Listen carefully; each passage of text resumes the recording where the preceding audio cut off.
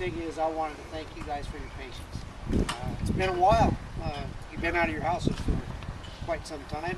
Sorry about that, but right now we're set pretty good to maybe get you back in within, I don't know, within a couple of days, maybe or so. So bear with us a little bit longer. We want to make sure it's safe. We want to make sure we don't have to ask you to leave again. That's why we're waiting for a little bit longer. So bear with us, and we're about there. So I think Brad will do the good news that we've been wanting to get for a while now. So I'm just going to start and do what we've been doing. Again, as Joe said, the two areas just northwest of town is looking really good for you guys. Going around this black line it's cold, so the fire's out in these areas, which is really nice. We talked yesterday how we would like to see a little bit more black line on the map, and every day I've had the good news of letting you guys know there has been more, and today we see a lot more black.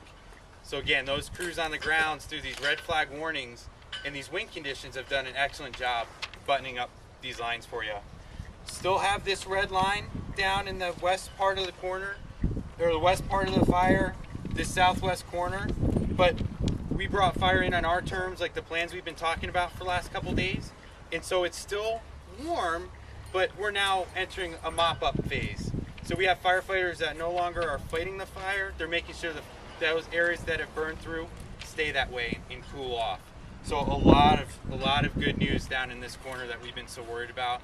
Again, we did have some winds today. These lines were challenged, but the crews are able to get in there and secure them, and they're looking great. So again, the next maps that you guys will probably see, now it won't be in person, but online, these lines are going to turn black in the next couple days or so. Towers are looking really good. We're very confident that those towers are, all the action that's been around them is done. So again, we're getting into a phase of the fire where we started releasing resources. There have been some very significant fires that have popped up in our area. So the men and women who've been on this fire, fighting this fire for a while, have now been reallocated to go to some other ones where they need the help, just as your communities did a couple weeks ago. So again, you're just going to see a lot of activity, especially in here, with crews coming in and out. We've also entered a phase where they've started doing a little bit of rehabilitation on these lines. So everywhere where there were lines, crews are going in and cleaning up a little bit. A lot of activity is going on the roads in and out of town. There's still a lot of work to be done to make those roads safe for when the sheriff re-enters you guys back into your homes, bring you home. So right now, that's what a lot of energy is focusing on, the roadways. This is the dozer line that we worked on for the contingency that we've been talking about for the last couple days as well. But overall, we're sitting in a good spot. So we have one more day of red flag warnings. With all the activity in this corner and the work that the crews have been able to do, we're confident it will hold, but it's always a cautious confidence.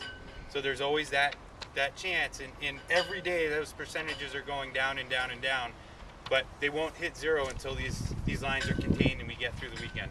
But the chance of fire jumping these lines now is greatly diminished than it has over the last couple days, just because we've taken fire from the highway into the body of the fire. So a lot of good news. A lot of good news. You guys have any questions? You let me off easy today. All right, we're gonna. There were no more questions for Brad. All righty, the way that we'll disengage now from the community, okay, is that tomorrow, for the next 2 days, we will have a news release that will be going out.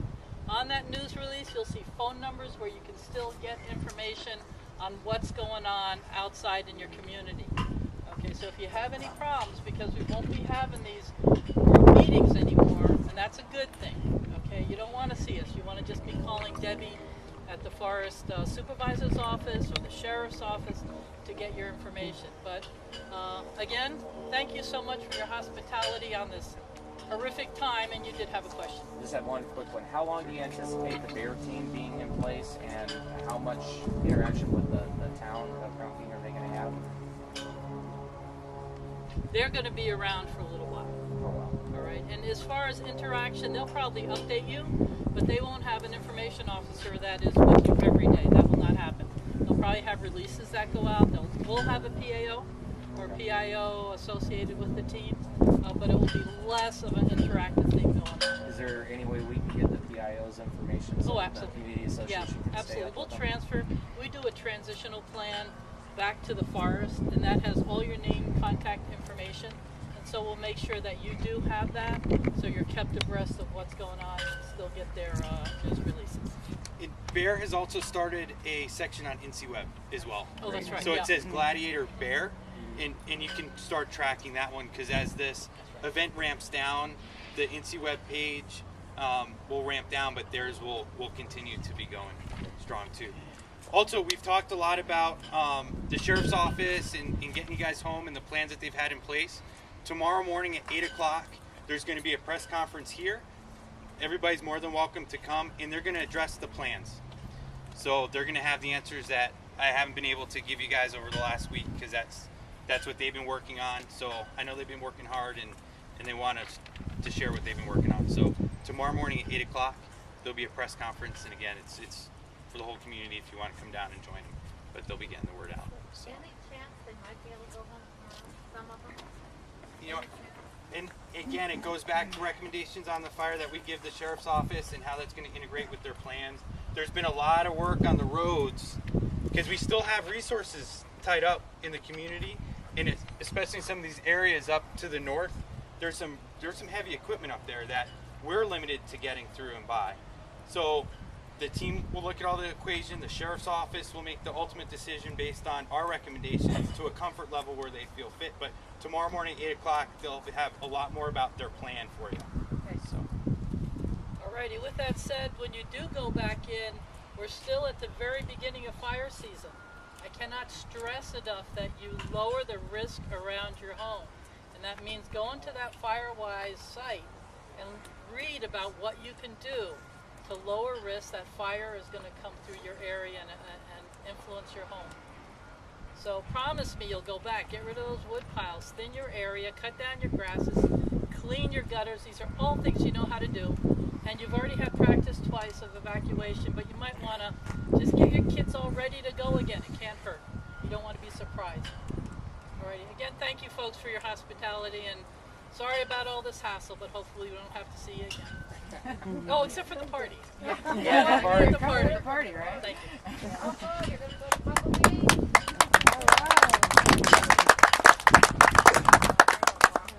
So what would you say was the turning point in getting this fire into containment? So a lot of the turning point was the firefighters' ability to work with the extreme fire weather, the red flag warnings, the high temperatures, the low humidities, and still be able to officially execute the suppression plans.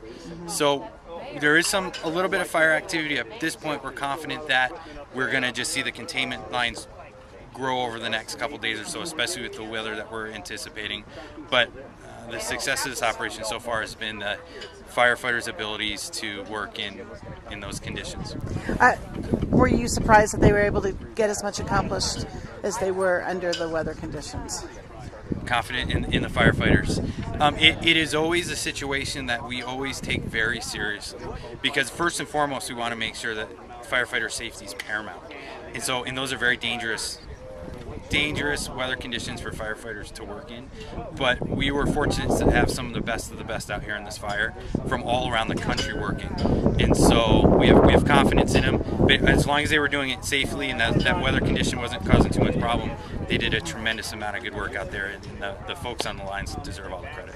What's your containment percentage right now? Do you know? Because last we heard was 30. So it looks higher. Still 30. It's going to be a little bit higher when we get the official reports from the flyovers and some of the mapping that's done. Right now, I don't know how much further they're going to call it 30. So right now we're still calling it 30, but those numbers are going to come up. So, and again, the main thing people can do right now is make sure they're all FireWise in the whole county, I would think. Absolutely. Not only in the whole county, the whole region, the whole Southwest. So this is a situation that we live in an incredibly dry environment that has proven over the last couple of years to be incredibly dangerous when fire is introduced to it. We want residents who live in those rural areas, those beautiful rural areas, to make sure that they're going out and doing everything they can, that if disaster does strike, the chances of survival are increased 10 or 100-fold. By doing a little bit of preventative work on a weekend or throughout the week can be the difference between having a home to come back to when you're evacuated or not. So, well, I was just kind of wondering how you guys feel about today's news. Were you surprised to hear that you'll be able to get going home, in a couple days, and You can follow the NC Web photos and stuff. You can tell today there was no red areas anywhere in there, infrared photos. So, and you don't see hardly any smoke. So. Yeah. From a little bit. So, and looks like a couple days then, it sounds like, for you to be able to get to go home, and We're hoping so. Yeah. You're all anxious. We're planning it. I imagine you're all pretty anxious to go and see what there is.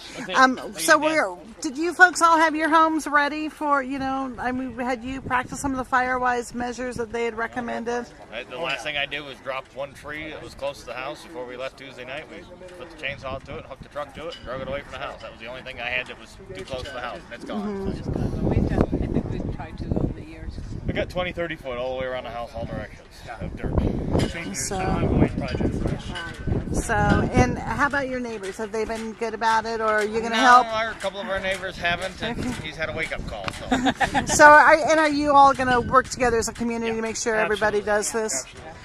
So anyway, okay. Well, tomorrow you get to hear the plan, and I bet you're pretty excited. And we're keeping our fingers crossed. yeah.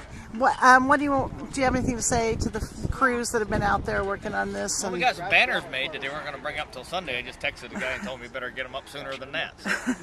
It says, thank you for saving our town again, and you are our gladiators. So anyway. Yeah. Yep. So. Done an awesome job. And We're going to have one hanging up out here, and then we'll have one up in Crown King. So. Did this end kind of how you expected it to? I mean, your expectations, I think, were pretty well led to what would happen. Well, and so far, even with the last two fires, but what I've seen, and I know where the fire is from downtown Crown King, other than the side of one hill being scorched that you can see from town, other than that, you won't be able to even tell there was a fire. So everything's on the other sides of the ridges. So right. it'd be like if you're standing here, it's over that side. Okay.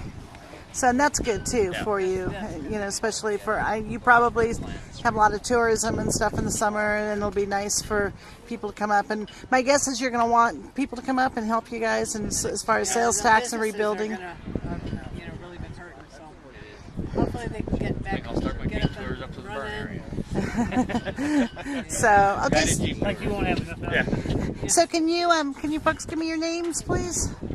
Urban Terry Shepherd. Okay. John Steele. John Steele, Steele. Okay.